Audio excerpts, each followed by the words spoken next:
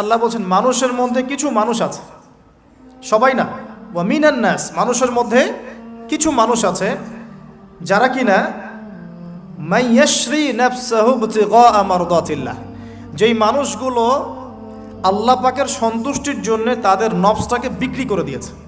সুবহানাল্লাহ, চারটাখানি কথা না, কিন্তু মানুষের মধ্যে আল্লাহ কিন্তু সূরা বাকারায় বলেছেন শুরুর দিকে, মানুষের মধ্যে কিছু মানুষ আছে যারা মুমিন, কিছু মানুষ আছে যারা কাফের, কিছু মানুষ আছে যারা মুনাফিক, শুরুর দিকে পাবেন। এখানে আল্লাহ পাক বলছেন মানুষের মধ্যে কিছু মানুষ আছে যারা তাদের নফসটাকে আল্লাহর সন্তুষ্টির জন্য বিক্রি করে দিয়েছে। সুবহানাল্লাহ, মানে তাদের জীবনের মূল থিমটাই হচ্ছে আল্লাহ পাকের সন্তুষ্টি অর্জন করা। কোনো কিছুকেই তারা আল্লাহর সন্তুষ্টির উপর প্রাধান্য দিবে না।